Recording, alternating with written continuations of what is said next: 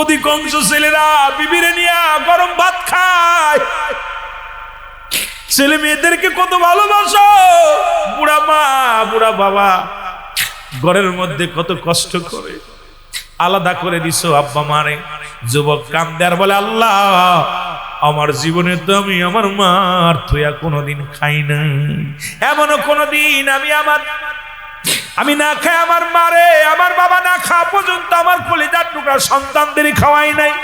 রব্বে কারীম, সারাদিন সারা রাত কেটে গেল, আমার সন্তানদের না খায় রাখলাম, বিবিও না খেয়ে থাকলো, আমিও না খেয়ে থাকলাম। সকাল হলো, আমার বাবা মা ঘুম থেকে উঠলো, এরপরে আমার আব্বা মারে খাবার দিলাম, আমার আব্বা মা খাইলো। আল্লাহ, এটা যদি আমি ভালো কর্ম করে থাকি, ইয়ার ওসিলায় তুমি ওই গুহার উপর থেকে পাথরটা একটু সরায়া দাও।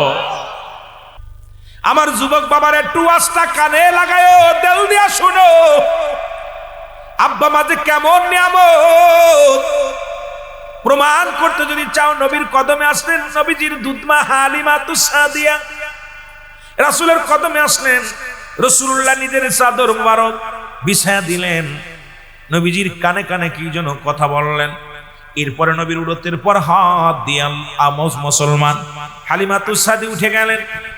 সাহাবীরা বলে, ইয়া রাসূলুল্লাহ, ইয়া হাবিবাল্লাহ, নবীজি যতক্ষণ পর্যন্ত হালিমাতুস সাদিয়া চোখের আড়াল না হলো, ততক্ষণ পর্যন্ত নবীজি দাঁড়ায়া দাঁড়ায়া চোখের পানি ছেড়ে কাঁদতে লাগলো।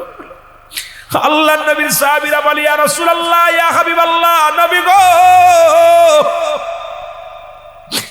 আপনি কেন কাঁদছেন? আর আপনার চাদর মুবারক, আপনার রুমাল মুবারক ওই জনক মহিলাকে বিছায়া দিলেন, কে গো নবী? আমার নবী বলে, সাহাবীরা রে, উনি আমার দুধমা হালিমাতুস সাদিয়া। সুতরাং এই পৃথিবীর মধ্যে ওই দুধমা আমাকে দুধ পান করাইছে, রাসূলুল্লাহ তার দুধ মাকে কত সম্মান করেছে। আর আমার ভাইরা মাকে মেরে ঘর থেকে বাইর করে দেয়, আমার যুবকেরা বাবাকে ঘর থেকে বাইর করে দেয়, আমার যুবকেরা মা বাবারে খানা দেয় না, মা বাবারে কষ্ট দেয়। তুমি যদি বাইতুল মুকাররমের ইমাম হও, মক্কা শরীফের ইমাম হও, খোদার কসম, খোদার কসম, আল্লাহর কসম করে বলি, মা বাবা যতক্ষণ পর্যন্ত তোমার উপরে রাজি থাকবে না, খুশি থাকবে না, তোমার সমস্ত আমলগুলো বরবাদ হয়ে যাবে। জোরে জোরে চিল্লায়া বলা যাবে না আল্লাহু আকবার। গুহার মুখ থেকে একটু পাথরটা একটু সরে গেল, আলো দেখা যায়। চিন্তা কর, রব্বে কারীম রে, তুমি আমার উপরে রাজি হয়েছো। দ্বিতীয় বন্ধ দোয়া করে, আল্লাহ ও আমার আল্লাহ, জীবনে ভালো কর্ম করি নাই, তবে একটা দিন একটা ভালো কর্ম করেছিলাম, ইয়ার ওসিলায় তুমি আমারে নাজাত দাও। দ্বিতীয় বন্ধু ডাক দিয়ে বলে, রব্বে কারীম,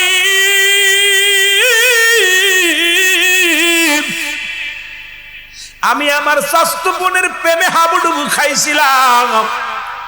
স্বাস্থ্য বোনের চেহারা ছিল অতিও সুন্দর, আমি তার রূপ যৌবনে পাগল হয়ে যাই। একদিন আমি তাকে প্রস্তাব দিলাম অন্যায় করার জন্য, বোন রাজি হলো না। বোনটি আমার রাজি হয় নাই, কয় ভাই রে, আমি তোমাকে মহারানার দায়িত্ব তোমারে দেই নাই, আমার সতীত্ব নষ্ট করার দায়িত্ব আমি তোমারে দেই নাই। বাইরে আমার সনে তুমি অপকর্ম করতে পারবা না। ডাক রাজি হলো না। অনেক দিন হয়ে গেল, হঠাৎ দুর্ভিক্ষ দেখা দিল, অভাব আনাটন আসলো। এমন সময় ওই বোনটা আমার কাছে আসলো সাহায্যের জন্য। আমি বললাম, তোমাকে সাহায্য দিতে পারি, আমার সঙ্গে অন্যায় করা লাগবে, তোমার সঙ্গে আমার জিনা করা লাগবে। বোনটা রাজি হয়ে গেল, কারণ অর্থের জন্য ক্ষুধার্ত অবস্থায় ক্ষুধায় রাজি হয়ে গেল।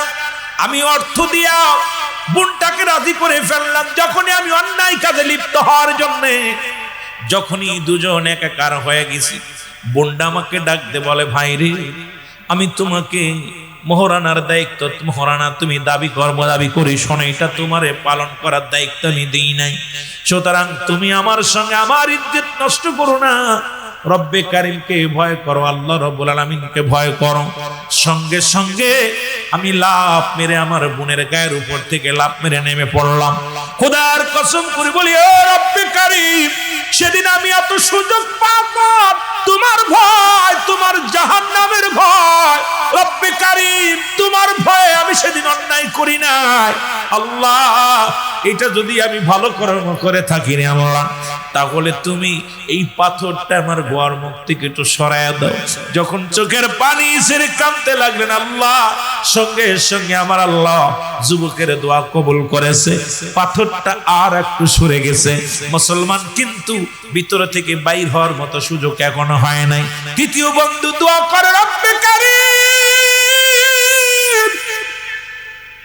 ও রব্বে কারীম, তুই বন্ধুর দোয়া কবুল করছো গো, এখন আমি তোমার কাছে হাত উঠা দিলাম। আমার জীবনে একটু স্মরণীয় ঘটনা আল্লাহ, আল্লাহ আমি ব্যবসায়ী চেয়ে আমি দুনিয়ার মধ্যে ব্যবসায়িক পাগল, কিসের ব্যবসা, গমের ব্যবসা বা চাউলের ব্যবসা করতাম। সব শ্রমিকদের বেতন দেয়া শুরু করলাম। একজন শ্রমিক আমার কাছে এসে বেতন চাইলো, আর সে আমার পরে রাগ করে বেতন বেশি চাইলো, আমি দিলাম না, না দিয়ে তাকে তাড়িয়ে দিলাম। সেও না নিয়ে চলে গেল। এবার চলে যাওয়ার পর আমার ভিতরে একটা অনুশোচনা হলো, সারাদিন শ্রম দিল, পারিশ্রমিক না নিয়ে সে চলে গেল। ওনার ওই টাকা দিয়ে আমি বকরি কিনলাম, ছাগল কিনলাম, ব্যবসা শুরু করে দিলাম। 2 বছর পরে ওই শ্রমিক আবার এসে আমার কাছে দাবি করলো, এসে বলে, মহাজন আমার টাকা দেন, আমার সেই পারিশ্রমিক দেন।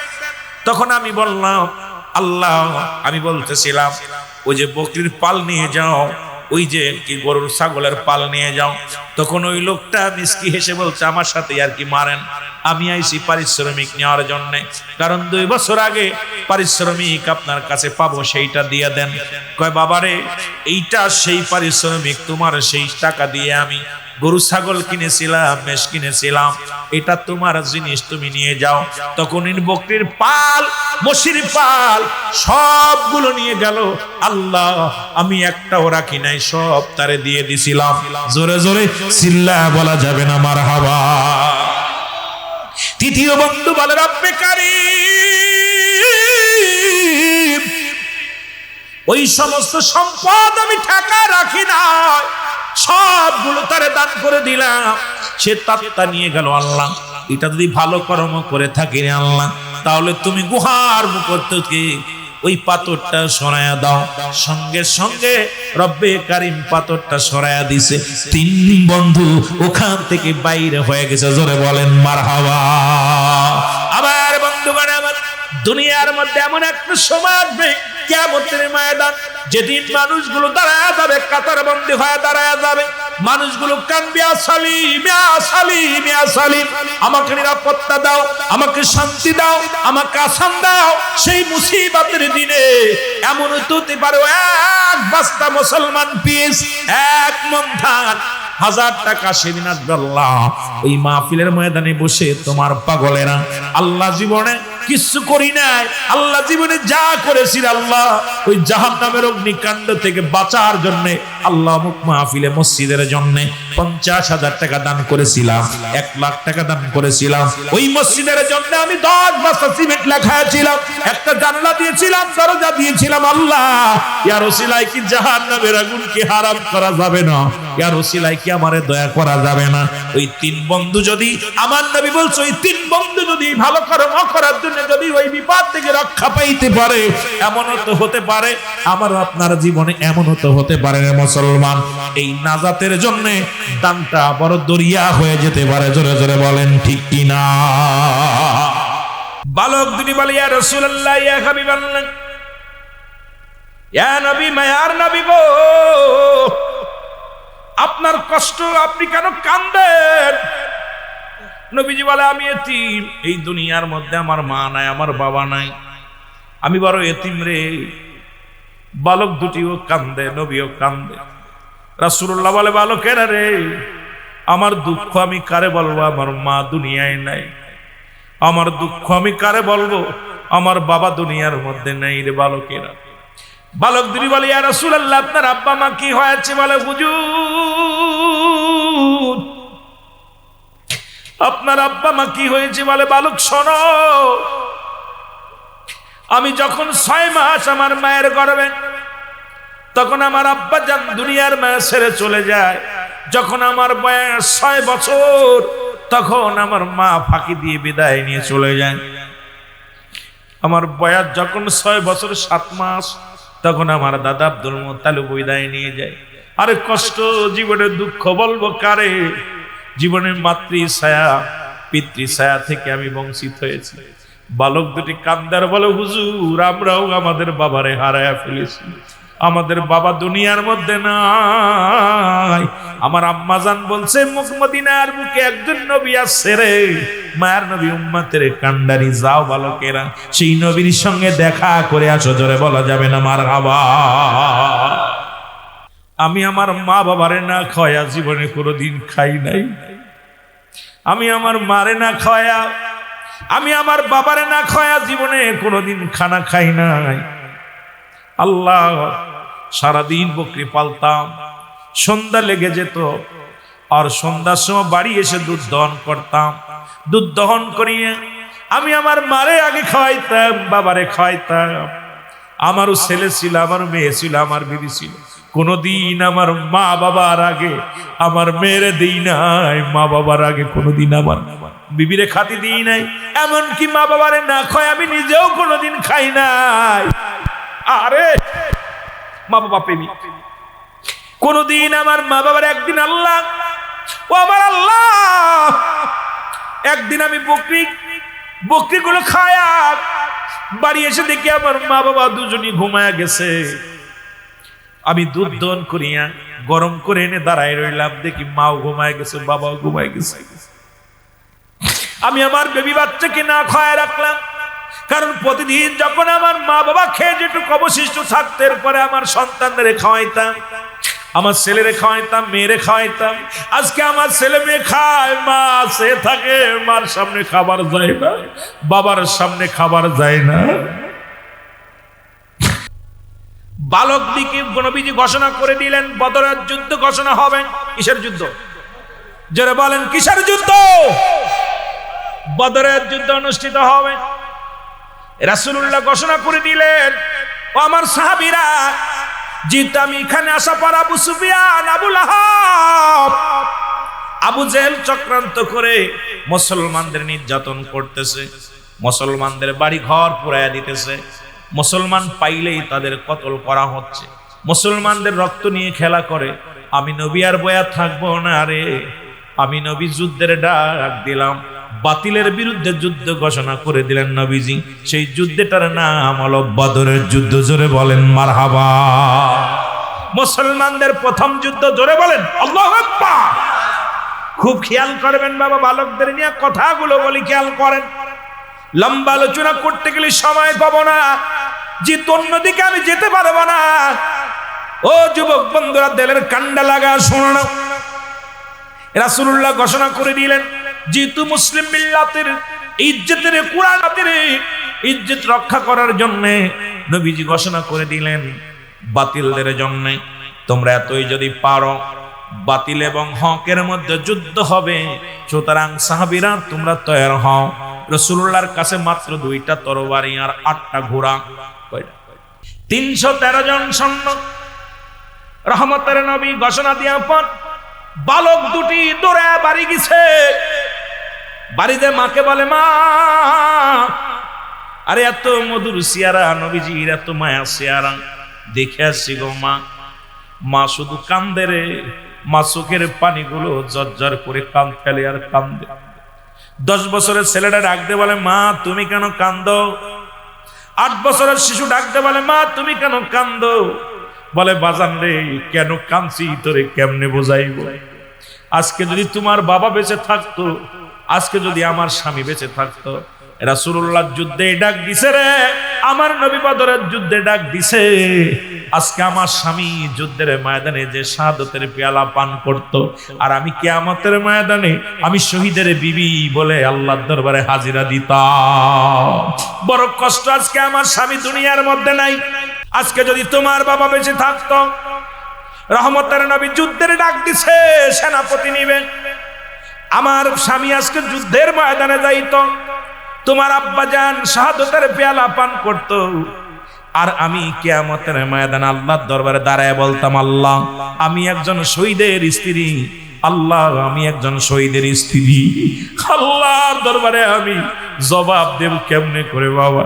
আজকে তোমরাও ছোট ছোট মানুষ, তোমাদের তো পাঠাতে পারছি না, আমার স্বামীও নাই, আর রাসূলুল্লাহ মেয়েদের নেবে না, আমিও যেতে পারছি না। এখন আমি কি করব? আফসোস করে কাঁদতেছে, আমি যেতে পারছি না। দুটি ছেলে ডাকতে বলে, মা, মা গো, ও মা, আমাদেরকে হুকুম দাও, আমরা যাব যুদ্ধের ময়দানে। জোরে জোরে বলো মারহাবা। কত সন্তান বাবারে হারাইয়া আবারও পাগল হয়ে গেছে, কত বাবা সন্তান হারাইয়া পাগল হয়ে গেছে। ও যুবক, দিলের কান্ডা লাগা শোনো গো, এই পৃথিবীর মধ্যে আসার সিরিয়াল আছে বা যাওয়ার কোনো সিরিয়াল নাই। বাবার কাঁধে সন্তানের লাশ, সন্তানের কাঁধে বাবার লাশ। এই পৃথিবীর মধ্যে বাবাই জানে সন্তানের লাশ কত ভারী রে,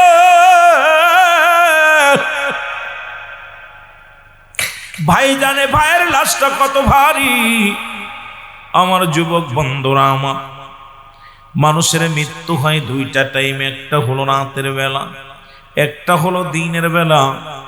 দিন শুরু করেছি, মৃত্যুবরণ করি নাই, রাত শুরু করে দিলাম, এখনো পর্যন্ত মৃত্যুবরণ করি নাই। সকালে সূর্য উদয় হবে, কেউ গ্যারান্টি দিতে পারি না, কারণ পরবর্তী সময় আপনার জন্য কি নিয়ামত বয়ে আনতেছে আপনি নিজেও জানেন না। হায়রে দুনিয়া, হায়রে নিষ্ঠুর পৃথিবী, হায়রে নিষ্ঠুর কবর, আপনাকে ছাড়বে না। এই মরণের পেয়ালা পান করতে হবে, এর মধ্যে কোনো সন্দেহ নাই। জোরে জোরে চিল্লায় বলা যাবে না, ঠিক কিনা? এত অহংকার কেন, এত কেন তাকাব্বুরি, এত কেন দাম মানুষ? শোনো, পৃথিবীর মধ্যে প্রথম কাপড় পরেছো, পৃথিবীর মধ্যে কাপড় পরেছ অন্যের হাতে, বিদায়ের সময় কাপড় পরতে হবে অন্যের হাতে। পৃথিবীর প্রথম কাপড় পরেছ অন্য মানুষের হাতে, পৃথিবীর শেষ বিদায়ের সময় কাপড় পরতে হবে অন্য মানুষের হাতে। তোমার কিসের এত অহংকার, কিসের এত দাম, কিসের এত মস্তানি? ও বন্ধু, এই দুনিয়ার মধ্যে এত তাকাব্বুরি করো কেন? কেন এত অহংকার করো? সব কিছু চূর্ণ বিচ্ছিন্ন করে দিবে আমার আল্লাহ। সেই রব্বে কারিমের কাছে ফিরে যেতে হবে। এই চিন্তা যদি কোনো মানুষের ভিতরে থাকে, এই মানুষটা দুনিয়ায় অন্যায় করতে পারে না, জুলুম করতে পারে না, ব্যভিচার করতে পারে না। কারণ এই দুনিয়ার মানুষগুলো বড় নিষ্ঠুর। কেন এই পৃথিবীটা ভয়ঙ্কর নিষ্ঠুর? যদি একবার চিন্তা করো গো, এই দুনিয়ার মানুষগুলো পাপ কাজ করতে পারবে না, অন্যায় জগৎ ছেড়ে দিয়ে রব্বে কারিমের পাগল হয়ে যাবে। জোরে জোরে চিল্লায় বলা যাবে না আল্লাহু আকবার। রাহমাতুল লিল আলামিন, মায়ার নবী রাহমাতুল লিল আলামিন দীর্ঘ 13টা বছর মক্কার জমিনে কাটাইলেন। কত বছর?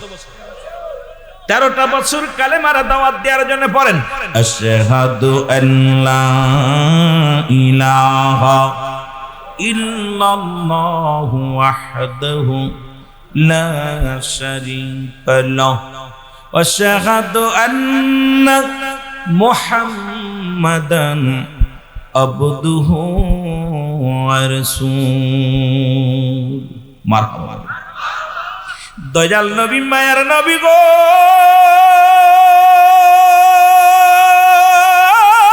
নবী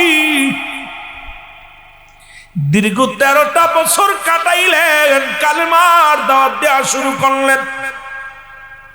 নবী আমার গো, মক্কার মানুষেরা বড় কষ্ট দেয়। রাহমাতুল লিল আলামিন কি কত পাথরের আঘাত, কত নির্যাতন, কত কষ্ট নবীর দেয়। রহমতের নবী রে চোখের পানি ফেলে কান্দে। কারণ আল্লাহ বলেন, হাবিব, এই দুনিয়ার মধ্যে আপনারে পাঠাইলাম উম্মতের কান্দারি করে। নবী কয়, হায়াতি খায়রুল লাকুম, আমার হায়াতের জিন্দেগিটা আমার উম্মতের জন্য কল্যাণ স্বরূপ গো। আমার নবী কয়, উম্মতিরা রে, এই দুনিয়ার মধ্যে আমি নবী আগমন করলাম, আমার উম্মতের সঙ্গে চলাফেরা করলাম, উম্মতের সঙ্গে কথাবার্তা বলেছি, আমার উম্মতিরা আমাকে পায়া বড় ধন্য। জোরে জোরে চিল্লায় বলা যাবে না মারহাবা। আবার নবী কয় দুনিয়া থেকে চলে গেলাম, বিদায় নিলাম, ওয়াফাতি খায়রুল লাকুম। নবী কমায়াতি খায়রুল লাকুম। ওলামা একরাম যারা আছেন দিলের কান্দা লাগা শোনো, নবীজি বলে আমার ওয়াফাতটা আমার উম্মতের জন্য কল্যাণ স্বরূপ গো। এই দুনিয়া থেকে বিদায় নিলাম আমার উম্মতের জন্য। আমার উম্মতিরা যখন কোনো ভালো কর্ম করে, এই যে দান ধ্যান করলেন, আমার নবী বড় খুশি হয়ে গেছে রে। এই যে মাহফিল সাজাইলেন, নবী বড় খুশি হয়ে যায়। নবী উম্মতিরা এই দুনিয়ার মধ্যে যখন কোনো বান্দা ভালো কর্ম করে, আমি নবী প্রশংসা করি আমার রব্বে কারীমের দরবারে। আল্লাহ অমুক গ্রামে ওই স্বর্গবিন্দুপুরের মানুষগুলো বড় ভালা, কোরআনের মাহফিল সাজাইছে, দ্বীনি মাহফিল সাজাইছে। আল্লাহ ওদের জন্য প্রশংসা করে আমার নবী। আবার কোন উম্মত যদি গুনাহের কাজ করে গো, আল্লাহর নবী কয় উম্মতিরা রে, আমি নবী আল্লাহর দরবারে ইস্তিগফার করি, ক্ষমা চাই। আল্লাহ আমার ওই স্বর্গবিন্দুপুরের জমিনের অমুক ব্যক্তি গুনাহ করেছে, আল্লাহ দয়া করে আব্দুল জব্বার সাহেব গুনাহ করেছে, তারে তুমি মাফ করে দাও। এর পৃথিবীর মধ্যে আমার নবীজি ও অন্যায় করে ছেলে মাফ চায় বাবায়, অন্যায় করে গ্রামের ছেলে মাফ চায় চেয়ারম্যান মেম্বার যাই না, এমন নবীর উম্মত হইলাম। অন্যায় করি আমি মাফ চাই আমার নবী, এই নবীর পক্ষে থাকার দরকার আছে কিনা? বালক দুটি বলে ইয়া রাসূলুল্লাহ, ইয়া হাবিবাল্লাহ, মক্কার জমিনে সব চাইতে কষ্ট আপনারা কে দিছে? নবী চোখের পানিগুলো ছেড়ে দিয়া বলে বালকেরা রে, ওই মক্কার জমিনে সবচাইতে বেশি কষ্ট আমারে দিছে ইসলাম প্রচারের জন্য। ওরে বালকেরা শোনো, ওনার নাম হলো মাস্টার আবু জেহেল। সবচেয়ে বেশি কষ্ট আমারে দিছে। জোরে বলো আল্লাহু আকবার। রাসূল চোখের পানি ছেড়ে বালকদের কাছে দুঃখের কথা বলতেছে। বালকেরা, সবচেয়ে বেশি কষ্ট আমাকে মক্কার জমিনে আবু জেহেল দিছে, কারণ আমি কালেমা পড়েছি, কালেমার দাওয়াত দিতেছি, মানতে পারেনি, আমাকে নির্যাতন, নিপীড়িত, কষ্ট, শারীরিক মানসিক সব দিক থেকে আমাকে প্রেসারের মধ্যে রাখছে। তার নাম হলো আবু জাহেল। নাম কি? ভালো মানুষ না খারাপ? জোরে বলেন ঠিক কি না? বড় কষ্ট। ওই তিন বন্ধু জীবনে ভুল বুঝতে পেরেছিল। আমার রব্বে কারীমের দরবারে ফিরে যেতে হবে, সব কিছু চূর্ণ বিচ্ছিন্ন হয়ে যাবে। কুল্লু মান আলাইহা সব শেষ করে দিবে কে? আরো জোরে বলেন করে দিবে কে? আল্লাহ বলে বান্দারে, এই জমিনটা, জমিনের মধ্যে যা কিছু আছে গো, সব কিছু আমি চূর্ণ বিচ্ছিন্ন করে দিব। এই জমিনের মধ্যে যত পানি আছে, 3 ভাগ পানি 1 ভাগ মাটি, মাটিগুলো পুড়ে আমি তামা বানায়া দিব। এই জমিনের ভিতরে যত পানি আছে, পানিগুলো পুড়ে ছাই বানায়া দিব। যেদিন কিচ্ছু বলতে কিচ্ছু থাকবে না, সেদিন থাকবে আমার আল্লাহ। আল্লাহ বলে বান্দারে, সেদিন আমি থাকবো আমার রাসূলুল্লাহর ভালোবাসা নিয়ে। জোরে জোরে চিল্লায় বলা যাবে না মারহাবা? আর একটু জোরে জোরে চিল্লায় বল আল্লাহু আকবার। সুতরাং যদিও মাহফিল কমিটি আমাকে কোনো কিছু বলে নাই, যদিও বলে নাই, মসজিদের দিক তাকায়া আমার কেন যেন মন চায় অল্পটা আপনাদের বিরক্ত করবো, সময় পেলে আলোচনা করব। আরো আপনাদের যুবকদের বলছি 5টা বিষয় নিয়ে আমি আপনাদেরকে বলে যাব। যদি সুযোগ হয়, আর অবিবাহিত যুবক যারা আছে সামনে চলে আসবে, আস্তে আস্তে আস্তে আস্তে আগে আসবো, তোমাদের একটু আলোচনা করবো। উঠাউঠি করবেন না, কেউ উঠাউঠি করবেন। এই মাহফিলটা আগামী বছর চান কে? একটু হাত তুলে চান? মারহাবা বলেন। আস্তে না জোরে কইবেন? আরো জোরে বলেন। আল্লাহ কবুল করো। কিসের বাগান? জোরে বলেন কিসের বাগান? রিয়াজুল জান্নাহ, বেহেশতের বাগান। মদিনার মাটিও মাটি, বাংলাদেশের মাটিও মাটি। মদিনার মাটি গায়ে লাগলে গুনাহ ঝরে যায়, বাংলাদেশের মাটি গায়ে লাগলে চুলকানি রোগ হয়। মদিনার পাথরে চুমা দিলে গুনাহ মাফ হয়, আর বাংলাদেশে পাথরে সোনার গন্ধ পাওয়া যায়। ঠিক কি না? পেশ কম আছে না? এই বাগানটা রিয়াজুল জান্নাহ, বেহেশতের বাগান। ওঠা হলো মসজিদ, আল্লাহর ঘর। মসজিদ কার ঘর? আমার নবী যখন মক্কা থেকে মদিনায় হিজরত করলেন, কি করলেন? হিজরত। জোরে বলেন কি করলেন? হিজরত করলেন। রাসূলুল্লাহ বললেন আমি একটা মসজিদ বানাবো। কি বানাবো? জোরে বলেন। চর গোবিন্দপুর না কি যেন, চর গোবিন্দপুরের বাবারা, নবীজি কি বানাবে? কার ঘর? নবীজি আগে আল্লাহর ঘর বানানোর চিন্তা করলেন। হিজরত করে মক্কা থেকে মদিনায় আস্তে আস্তে অল্প দোয়া করে যাও। আমি বেশি কষ্ট দিব না, দেখছেন আমি তো ছাড়িয়ে দেওয়ার চিন্তা করছি তাড়াতাড়ি, আপনাদের যাতে কষ্ট না হয়। মসজিদ কি বানাবে? জোরে বলেন কি বানাবে? মসজিদ বানাবে। রাসূলুল্লাহ বলার পর আইয়ুব আনসারী, রাসূলকে যিনি যার বাড়ি আশ্রয় নিয়েছিলেন, উনি বলে ইয়া রাসূলুল্লাহ আমার বাড়িটা আপনাকে দান করে দিলাম। সুবহানাল্লাহ বলেন। কি দান করছে? জোরে বলেন কি দান? নবী বলেন তুই থাকবা কোথায়? তুমি থাকবা কোথায়? কারণ এই বাড়িটা তুমি দান করে দিলা। ইয়া রাসূলুল্লাহ এটা আমার বাড়ি না, আমার আসল বাড়ি কবর। আসল বাড়ি কোথায়? জোরে বলেন কোথায়? কবর। নবীজি বলছে ইয়া রাসূলুল্লাহ ইয়া হাবিবাল্লাহ, নবী গো এই যে বাড়িটার মধ্যে হবে আল্লাহর ঘর, যেখানে মানুষ সেজদা করবে, রব্বে কারীমকে সেজদা করবে, এই জায়গাটার মধ্যে আমি আমার বাড়িটা দান করে দিলাম। আর আমার আসল বাড়ি হলো কবর, এটা আমার সানি বাড়ি। ইয়া রাসূলুল্লাহ ইয়া হাবিবাল্লাহ, আমি আমার রবের জমিন, রবের বাড়িও রবের দিয়ে দিলাম। মারহাবা বলেন না।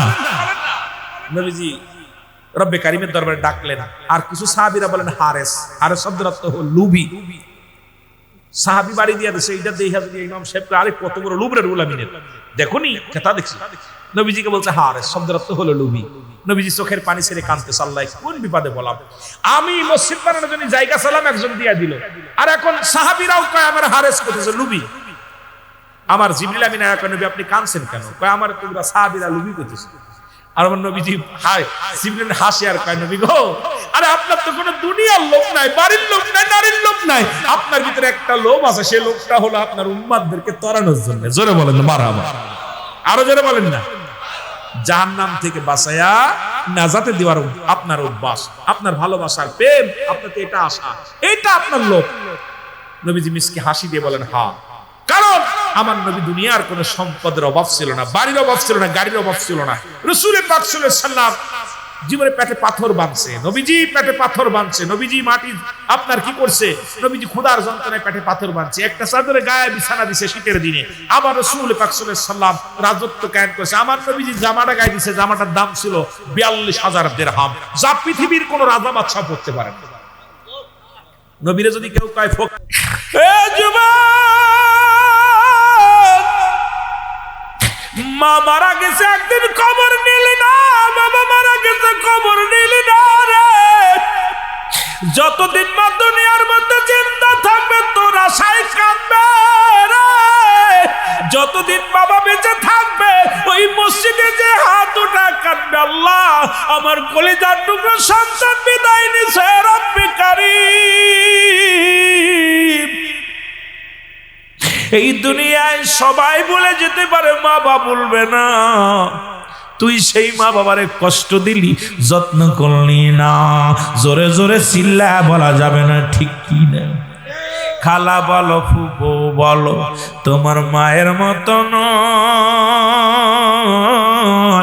সারা জীবন কাঁদবে মায়ে সন্তানের আশায়, মায়ে অসুস্থ তুলে করবে দুয়া, বাবা অসুস্থ তুলে করবে দুয়া, নাজাত দাও মোর সন্তান রে, আল্লাহ নাজাত দাও মোর সন্তান রে, সেই মা বাবারে না দেখায়া দিও না দাফন, তুমি মা বাবারে না দেখায়া।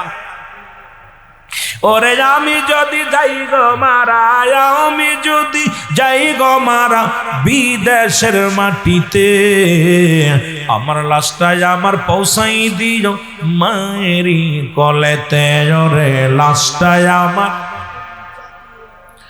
রব্বির গামহুমা কামা রব্বায়ানি সগীরা, জোরে জোরে চিল্লা বলা যাবে না মারহাবা। মোহব্বতের সঙ্গে দুরূদ শরীফ পড়েন আল্লাহুম্মা।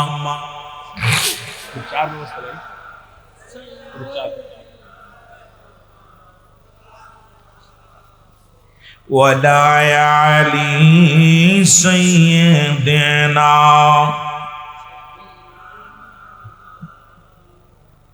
বাজান সাপি এনা হবে, সাপি আনা না। যদি কেউ সাপি আনা বলে ফেলেন অর্থ দাঁড়াবে আমি নবীরে পার করব। এনা শব্দের অর্থ উনি, আর আনা শব্দের অর্থ আমি। অনেকে দুরূদ শরীফ পড়তে যে গুনাহগার হয়ে যাবে। দেখা যায় সবের জায়গা গুনাহ করে। কুল মানে বলো, আর কুল মানে এক কুল মানে খাওয়ার, এক কুল মানে বলো। এখন আপনি কোনটার মধ্যে কোনটা জোড়াইবেন, বেজাল বাঁধাবেন না। এই জন্যে মাস্টারের চাইতে মনে হয় ডাক্তারের চাইতে রুগী কম বুঝায় বালা। মাওলানা মুহাম্মদ উনিও অর্থ যা দাঁড়াইছে, আপনারা শাফি এনা বলবেন আনা। আল্লাহুম্মা সাল্লি আলা,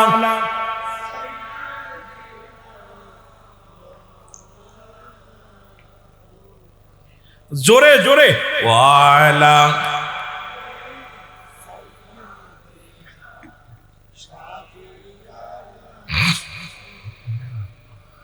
আকাশ জমিন তরলতা ও বায়াতর হাজার মাকলুকাত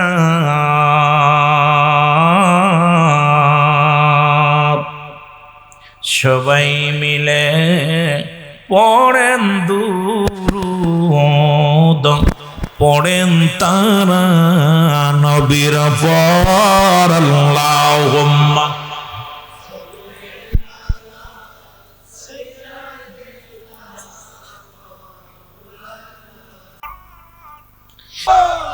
ওরে আমি যদি যাই গো মারা, আমি যদি বিদেশের মাটিতে, লাশটায় আমার পৌঁছাই দিও মায়েরই কোলেতে। জোরে, লাশটায় আমার পৌঁছাই দিও।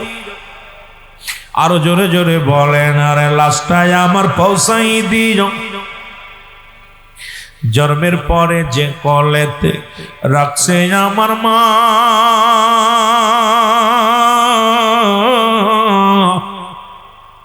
সেই মারে না দেখাইয়া আমায় দাফন দিও না, আমায় দাফন দিও না।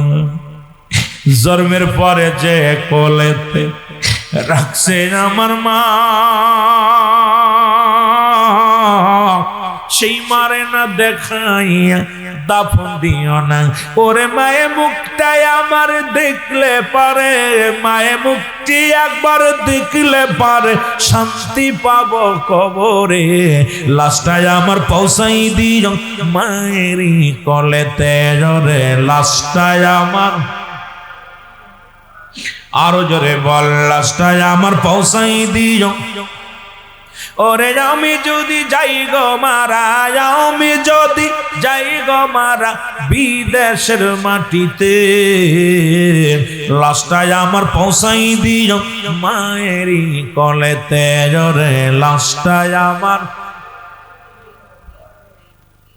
এই জগতে মায়ের মতো নাই কেউ আপন,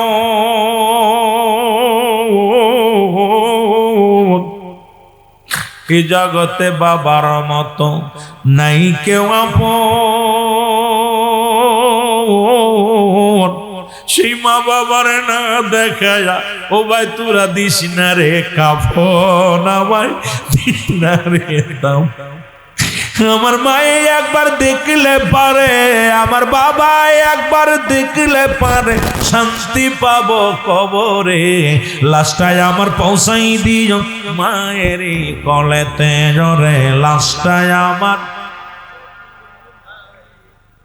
খালা বলো ফুপু বলো মায়ের মতো নয়, সারা জীবন কাঁদবে মায়ের সন্তানের আশায়।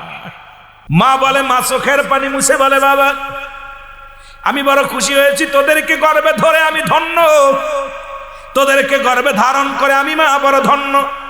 আমি তোদের দুই ভাইকে বিদায় করে দিলাম, যা যা ইসলামের জন্য, রাসূলুল্লাহর পক্ষে, কোরআনের পক্ষে যাও যাও। আমি তোমাদের দুই ভাইকে বিদায় দিয়ে দিলাম, যাও রহমতের নবীর পক্ষে, ইসলামের পক্ষে বাতিলের সঙ্গে লড়াই করো। বাবা গো বাবা, আমি চাই তোমরাও শাহাদাতের পেয়ালা পান করো, কারণ আমি কিয়ামতের ময়দানে শহীদের মা বলে চিৎকার মারবো। জোরে বলেন মারহাবা। কেমন মা? আরে নবীর প্রেমিক, ইসলামের প্রেমিক, আর আমাদের ধামড়া মহিলাগুলো বাজার দিয়ে ঘুরতেছে। কত বদমাইশ মহিলা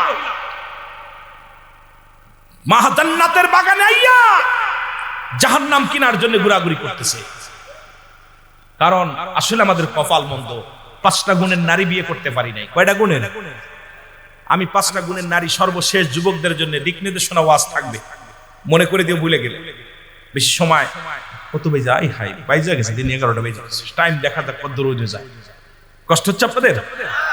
কষ্ট হচ্ছে?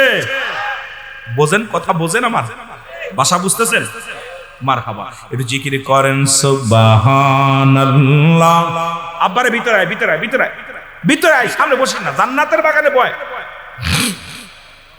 সুবহানাল্লাহ আলহামদুলিল্লাহ লা ইলাহা, আরো জোরে সুবহানাল্লাহ লা ইলাহা, নাই কোন ইলাহ আল্লাহ ছাড়া, কাউনাও কোন মাবুদ, অগলা ইলাহা ইল্লাল্লাহ, জোরে লা ইলাহা, জোরে জোরে লা ইলাহা, এর লা ইলাহা ইল্লাল্লাহ, লা ইলাহা ও মুহাম্মদ রাসূলুল্লাহ, লা ইলাহা। এ দুনিয়ার মুসলমান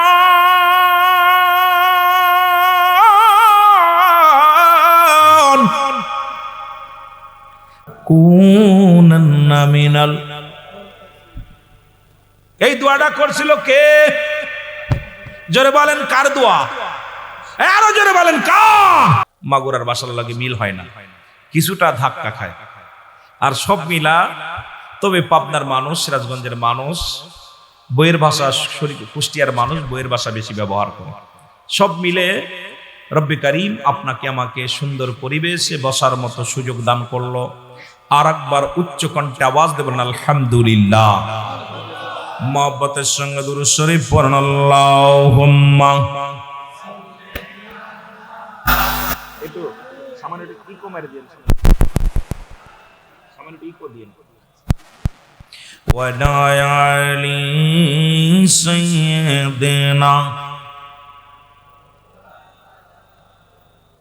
তোমার আসবে কবে সুখের একটা দিন গো ইলাহি, আসবে কবে সুখের একটা দিন, বলো আসবে কবে,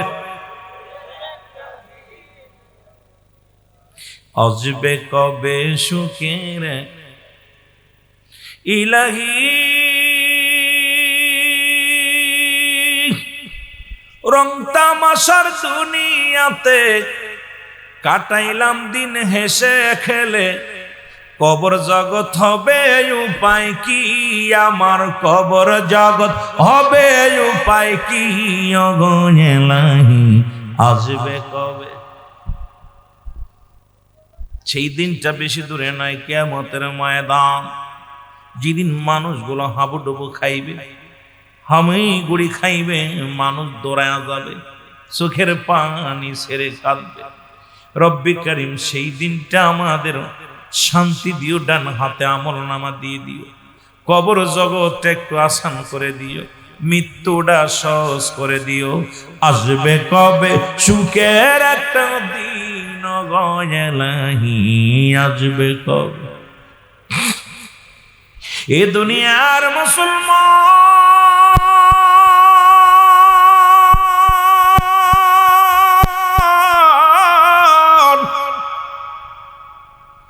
আল্লাহ রাব্বুল আলামিন রিয়াজুল জান্নাহ বেহেশতের বাগান, এই জান্নাতের বাগানে আসার মতো বসার মতো সুযোগ দান করল। এ সময় কত মানুষ জেলখানায়, কত মানুষ হাসপাতালে, কত মানুষ মৃত্যু শয্যায় সজ্জিত। রব্বি করিম আপনাকে আমাকে হাসপাতালে নেই নাই, রব্বি করিম আমাকে আপনাকে জেলখানায় নেন নাই।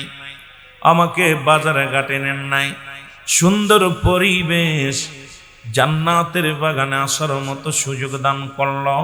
উচ্চ কণ্ঠে আওয়াজ দিয়ে আরেকবার বলা যাবে না আলহামদুলিল্লাহ। এ দুনিয়ার মুসলমান গভীর মনোযোগ, কারণ পৃথিবীর মধ্যে আসার একটা সিরিয়াল আছে গো,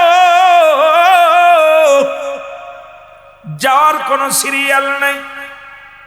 দেখা যায় দাদা দুনিয়ায় জিন্দা আছে, নাতি দুনিয়ার মধ্যে নাই, বাবা জিন্দা, সন্তান দুনিয়ার মধ্যে নাই।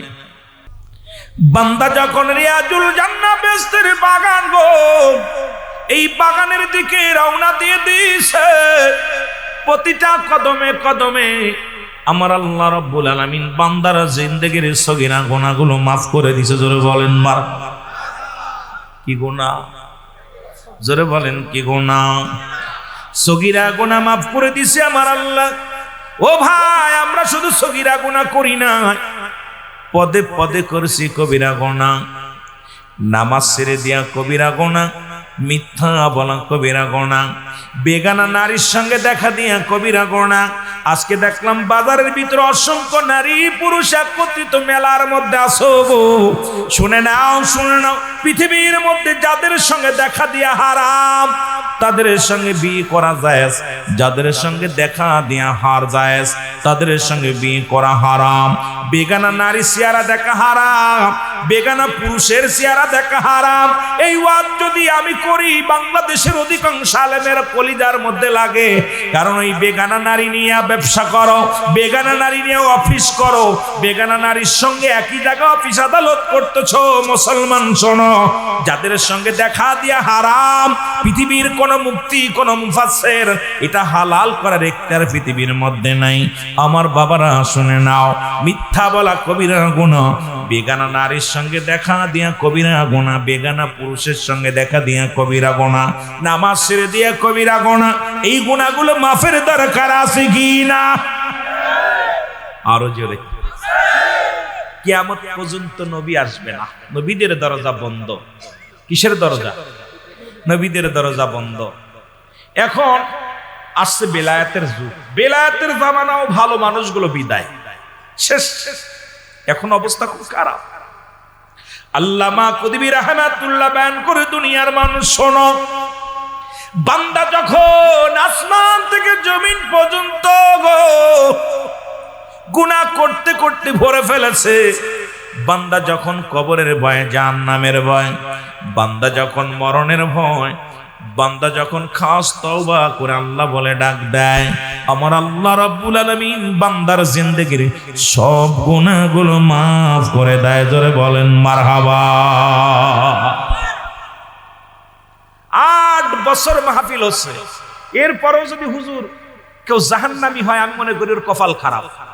কারণ এই যে ব্যক্তি রওনা দিছে মাহফিলে, তার সগীরা গুনাহ মাফ। এখানে বই আখেরি মুনাজাত করব খাস তওবা করে, কবিরা গুনাহ মাফ। এরপরেও যদি জাহান্নামে যায়, আমি কই বেটার কপাল পুরা। জোরে বলেন ঠিক কি না? বেটার কি পুরা? কপাল পুরা। তবে দুঃখজনক, বাজার ঘাট বন্ধ, কমিটিকে বলবো মেলা বেচছে, আর দরকার নেই। পাপ যা করছে করছে, এখন মাফ টাফ চায়, যদি আল্লাহ মাফ করে আলহামদুলিল্লাহ, না করলে তো কপাল পুরা। সবাই পড়েন জান্নাতের বাগানে, বইয়া দূরে থেকে লাভ নাই, সবাই ভিতরে চলে আসেন। এই আপনার এই পাশে অনেক জায়গা আছে, একটু সরে আসেন না, আমার ভাইদের বসতে দেন, একটু আয়সা বসতে দেন, একটু মহব্বতের সঙ্গে জিকির করেন লা ইলাহা, আর জোরে লা ইলাহা, আর জোরে লা ইলাহা। এই মিয়া ঠান্ডাটা দিলা কে? লা ইলাহা ভাই জন্ম মনের বেদনা, আয় হায় বুঝাইলে কেউ বোঝে না, বলো আমগার মনের বেদনা, হায় হায় বুঝাইলে, ওরে শোনাইলে কেউ শোনে না, বলো শোনাইলে কেউ, অগসনেন শাহে মদিনা লা ইলাহা, জবান খুলে লা ইলাহা, এর লা ইলাহা। এ দুনিয়ার মুসলমান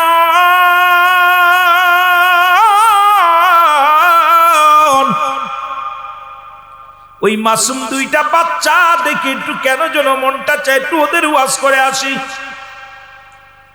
বলেন না, দুইটা পিসির দিকে আজকে ওয়াজটা কেন যেন সই লাগছে। উঠে দাঁড়া না বাবা, একটু উঠে দাঁড়া, তোদেরকে ওয়াজ করবো রে। তোরা দুই ভাই, তোর বয়স কত? 10। তোর বয়স 8। মারহাবা বলেন না, বয় তোদের ওয়াজ করবো। মারহাবা বলেন আরো জোরে। তারপরে যুবকদের করব, তারপরে বাস্তবতা নিয়ে, তারপরে একদম দলিল দিয়া, তারপর যতগুলো লাগে কথা বুঝলেন। তারপরে মহিলাদের যদি কিছু লাগে কুরামিন, এটাও দেওয়ার দরকার। যেটা বলেন ঠিক কিনা? আমার এমনি অভ্যাস হলো মানুষের চেহারা দেখে ওয়াজ করা। পিসি দুইটারে দেখা মনে পড়ে গেল একটা ওয়াজ করবো নি, ওয়াজ করবো রে। পিসি মানুষ, আহা কত সুন্দর বই আছে, একটা ওই একটা দেখছেন নি, আবডালি পড়ে গেছে ছোট ছোট। মারহাবা বলেন না, ওই বাচ্চা একটা কোলে আছে, আহা ছোট মানুষগুলো, মারহাবা বলেন না। আর এই বুড়ো খাতুন বেটাদের নাম দিছি আমি আকাশ মিয়া, আর মহিলাদের নাম দিছি বাতাস খাতুন। কি খাতুন? মহিলারা বাতাস খাতে এসে মার্কেটে, আর আকাশ মিয়ার দূরে উড়ে বেড়াচ্ছে। কথা বুঝছেন নি? এই দুই বদমাইশ, এই বদমাইশ গুলো। আর যুবক বয়স হবে জান্নাতি, 18 বছর যুবক, 16 বছরের যুবতী। আমার মতো কালা মানুষ আর বুড়ো মানুষ জান্নাতে যাবে না। কি তা কন? কথা কন। ওই যুবক গুলো জান্নাতে যাবে। এই জন্য আমার বাবারা, নবী আমার হিজরত করে মক্কা থেকে মদিনায় চলে গেলেন। কোথায় গেল? মদিনায় চলে গেল রে। ছোট্ট মাসুম বাচ্চা দুনির কথাগুলো ভুলে যায়। নবী আমার যাইয়া মাতৃভূমির জন্য নবী আমার তাকায় তাকায় কান্দে। আমার নবী মাতৃভূমিকে ভালোবাসত রে। দেশের মায়া, দেশের জন্য রাসূল আমার চোখের পানি পড়ে রে। কারণ আমার নবীজি মক্কা মদিনার পাগল ছিল। রাসূলুল্লাহ চোখের পানি ছেড়ে কান্দে রে। ছোট ছোট দুটি বাচ্চা বাচ্চা আসলেন রাসূলুল্লাহর কাছে এসে।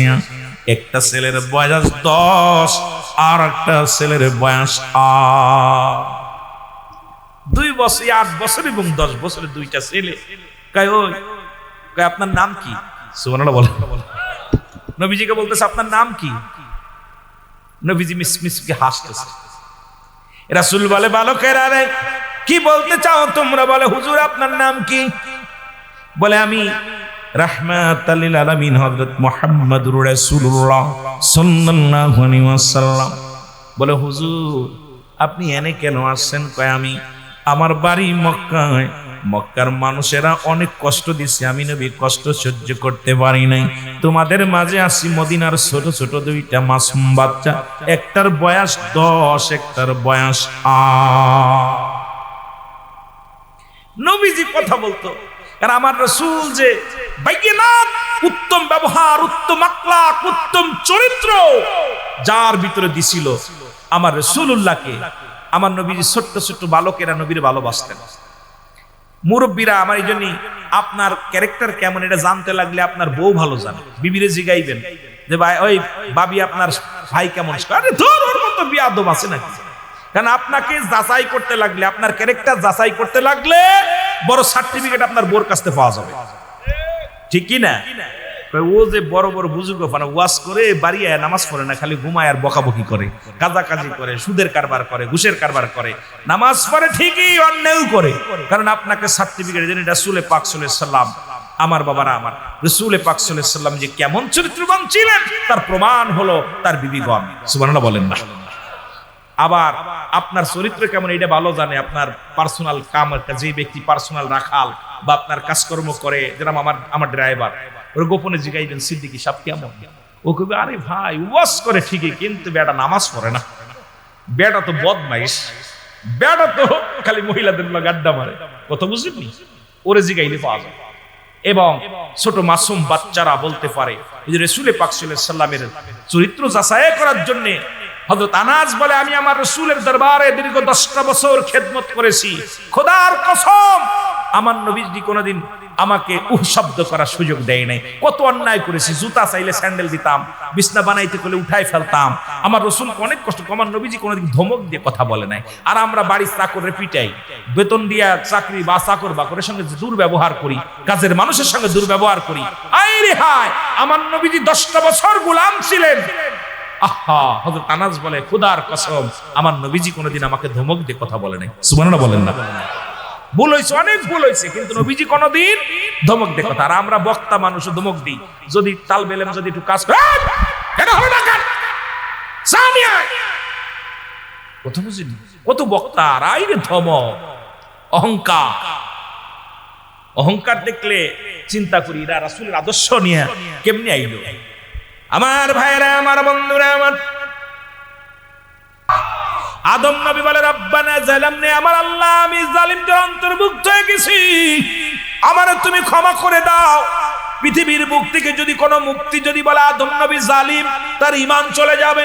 অথচ আদম আলাইহিস সালাম নিজেই বলছে, আল্লাহ আমি জালিমদের অন্তর্ভুক্ত হয়ে গেছি, আমারে তুমি ক্ষমা করে দাও। বলেন, রব্বানা যালামনা আনফুসানা ওয়া ইল্লাম তাগফির লানা ওয়া তারহামনা লানাকুনান্না মিনাল খাসিরিন।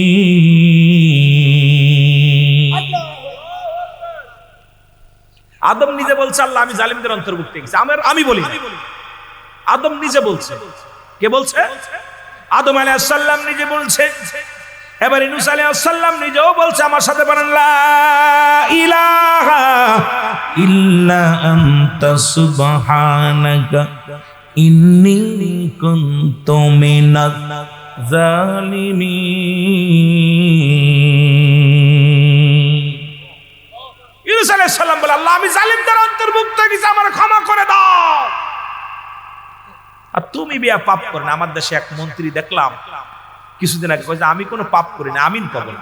ওরা জুতাতে ফিটাই নেই কেন, আমি চিন্তা করলাম। কন্দি নবী সাহাবীরা 10 জন সাহাবীকে দুনিয়ার মধ্যে জান্নাতি সংবাদ দিছে, ঠিক কি না? কথা কয় না? আবু বকর ফিল জান্নাতি, উমর ফিল জান্নাতি, উসমান, সব আলী, এরকম 10 জন সাহাবীর নাম ঘোষণা করছে নবীজি। তারাও কাঁদছে, আল্লাহ আমাকে মাফ করো, কবর জগৎটা যেন শান্তি হয়, কবর জগৎটা যেন সুখী হয়। আর আমার দেশের মন্ত্রী দাড়ি নাই, মুখে বান্দরের মতো চাইছে রইছে, সে কয় যে আমি জীবনে আমিন কব না।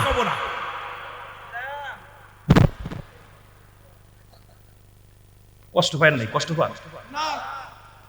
কত বড় বদ কয়, আমার জীবনে আমি আমিন বলি নাই, কারণ আমি কোনো পাপ করি না। এ কি কয়? কয় কি?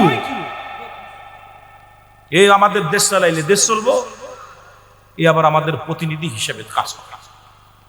আমি কই এই সমস্ত আগল পাগল কি আর আমরাও বড় বেক করলাম বাঙালি। এই বাঙালিদের বুঝাইলে যে এক কাপ চা খাওয়াই মান বিক্রি করে ফেলে, খালি চা খাওয়াইতে পারলে জোরে কোন ঠিক কিনা? এর দুর্নীতির বসে জাহির করে জ্ঞান, কলম দিয়া কামায় টাকা, আবার ধরে সাধুর ভানোরা। শিক্ষিত শয়তানোরা, শিক্ষিত শয়তানোরা, শিক্ষিত। আমার সাথে জোরে জোরে কইতে পারতেন নি, ওরা শিক্ষিত শয়তানোরা। ওরা হলো জাতির নাকি মহামারী মহাতন, ফাইলে কলম ঠেকাইয়া চালায় ওরা নির্যাতন, ঠিক না? এর ঘুষের টাকায় ওদের ভুড়ি, ঘুষের টাকায় ওদের ভুড়ি করে যে টান টান। ওরা শিক্ষিত, আরো জোরে বলা যাবে না, ওরা শিক্ষিত। বাংলাদেশে কৃষক দুর্নীতিবাজ না, ভ্যান চালক দুর্নীতিবাজ না, রিক্সা চালক দুর্নীতিবাজ না, আমার দেশে শ্রমিকরা দুর্নীতিবাজ না, আমার দেশে বড় বড় ডিগ্রি নিয়ে অফিসে বয়া দুর্নীতিবাজ। জোরে বলেন ঠিক কিনা? স্কুল কলেজের দিকটা ভাই দেখো না চোখ মেলিয়া, মেয়েরা সব পয়সাড়িয়া আছে শুধু প্রেম লইয়া, ঠিক কিনা? আরো জোরে। স্কুল কলেজের দিকটা ভাই দেখো না চুক মেলিয়া, ছেলেরা সব পয়সাড়িয়া আছে শুধু প্রেম লইয়া। আর অশ্রুজি তার সঙ্গের সাথী, অশ্রুজি তার সঙ্গের সাথী হইতেছে মস্তানোরা শিক্ষি। বড় কষ্ট স্কুলের ছেলে মেয়েদের হাতে লাঠি, পিস্তল, ডেগা। আব্বারে সর্বনাশ, যে জাতির হাতে কলম, খাতা কলম বাদ দিয়া অস্ত্র উঠে গেছে, এই জাতি আর আগামীতে এই জাতি দিয়া সর্বনাশ ছাড়া কোন উন্নয়ন প্রকল্পের কোন কাজ করানো সম্ভব। প্রতিটি স্কুল কলেজ অস্ত্রের মহড়া, ভার্সিটি অস্ত্রের মহড়া। আমরাও ভার্সিটি লেখাপড়া করছি, দয়া করে কম করি না একেবারে। ডিগ্রি কোনটা কম নেই, সব ফার্স্ট ক্লাস। এটা জীবনে কোন সেকেন্ড ক্লাস আল্লাহ আমাকে দেই না, আপনাদের দোয়ার বরকতে। কিন্তু জীবনে কলম খাতা টানতে টানতে জীবনে কত কষ্ট করতে করতে জীবনটা গেছে। আল্লাহ আজকে এই জন্য এই পর্যায়ে দাঁড়াতে পারছে, কারণ আমরা কলম ধরার সুযোগই পাই নাই। কারণ অস্ত্র ধরবো কখন? আর এখন দেখি স্কুলের প্রতিটি ব্যাগের মধ্যে অস্ত্র, ব্যাগের মধ্যে পিস্তল, ড্যাগার, রামদার। কি অবস্থা! এই জাতিরে দিয়ে কি হবে? জোরে বলেন ঠিক কিনা? আমার যুবক বাবারা সাবধান হয়ে যান, সাবধান সাবধান। আমাদের ফায়দা লুটে খাচ্ছে। আজকে এমপি সাহেব আইয়া পায় ধরবে ভোট চাওয়ার জন্য। আমার দেশে অসংখ্য মানুষ ইমানের চাইতে ভোটের দাম বেশি হয়ে গেছে। জোরে বলেন ঠিক কিনা? দলিল নেবেন তিরমিজি শরীফের হাদিস খানা 3952 নম্বর হাদিস। 3952 চোখ থাকলে খোঁজ। 3952 নম্বর হাদিস। রাসূল বলছে, আমি দেখতেছি অচিরেই আমার উম্মতের মধ্যে একদল উম্মত বাইর হবে, ওরা নিজেরা মূর্তি পূজা করবে, অন্যকে উৎসাহিত করবে। এই বছর দেখতে পাইলাম আমার মতো দাড়িওয়ালা টুপিওয়ালারা যেভাবে মূর্তি পূজা শুরু করছে, হিন্দুদের আর লাগবে না। জোরে বলেন ঠিক কিনা? হিন্দুদের আর লাগবে না। কষ্ট, এগুলো কষ্ট লাগে বিলে ভিতর থেকে বলি। আমি কোনো দল করি না। আবার কইতে পারেন, হুজুর মনে হয় কোন দলের লোক রে? আমি গোলাম, যে আমার পোস্টার দেখছেন খাদেম বিশ্ব জাকির মঞ্জিল, আমি দরবার শরীফের একজন গোলাম, তরিকাপন্থী মানুষ। কথা বুঝেন? কারণ আমার একটা দোষ, আমার জবান দিয়ে কেন যেন সত্য বাইর হয়ে যায়। বাস্তবতা নিয়ে আলোচনা করি, কে ভালো লাগলো আর কার লাগলো না আমার দেখার সময় নেই। কারণ আপনি ভালোবাসলেও ভালো, না বাসলেও। কারণ আমার নবী মাটি কাটছে, মাটি টানছে, আমার নবী বকরি চড়াইছে, আমি রুহুল আমিন সিদ্দিকী প্রস্তুতি আছি। কারণ আমি এইটা করে খাবো না, মসজিদ ইমামতি করে খাবো না। আমি আমার নবীর উম্মত, মাটি কেটে খাবো, ভ্যান চালিয়ে খাবো, রিক্সা চালাই খাবো, মেহনত করবো, সুদ ঘুষ নয়, দুর্নীতি নয়। জোরে বলেন ঠিক কিনা? কষ্ট, এখানেই কষ্ট। নবীর কথাগুলো সব মিলে যাচ্ছে, সব মিলে যাচ্ছে। হায় রে হায়, আমার দেশের যে অবস্থা, এই সমাজ বাস্তবতা নিয়ে কথা বলতে গেলে বড় কষ্ট লাগে। সবাই স্বার্থের জন্য। আমি আট্রসিতে আইছি, একটা আট্রসির কথা বলছি নাকি? কথা বলেন, বলছি। আমাদের দেশের বক্তাগুলো ওই যে অবস্থা, যে যেখানে সেই সেখানে সেদিকে ছাড়ে। অভ্যাস হলো ওই তরিকার কথা না। কোরআন হাদিসের কথা বলে সর্বজনীর জন্য উপস্থিত যত লোক আছে সবার জন্য মঙ্গল আসবে। কিন্তু আমাদের দোষ ওই যে একটা হলো, এই অভ্যাস পরিবর্তন করতে হবে। প্রতিটা বক্তাকে পরিবর্তন করতে হবে। ইমাম যদি পার্সিয়ালিটি করে, ওর পিছনে নামাজ হবে না। জোরে বলেন ঠিক কিনা?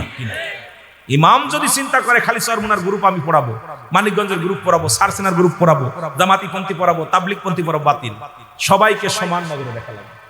কি বলেন ঠিক কিনা? আমরা উলামা ইকরাম যেন একই নজরে চলি। আমাদের এইটা পরিবর্তন করতে হবে। এক গায়ে মতবাদ দিতে হবে, সর্বজনীন কথা বলতে হবে, সবাইকে নিয়ে সবার চিন্তা করা লাগবে। আপনি নিজের পক্ষে কথা বলবেন, তিনটা পক্ষ রাগ করেন না। আমি যে মাঝে মাঝেই বলি যে কোরআনটাকে তিনটা ভাগ করছে। কয়টা ভাগ? তিনটা ভাগ। পরে বলবো অনেক কষ্ট পাইবে। কয়টা ভাগ? তিনটা ভাগ।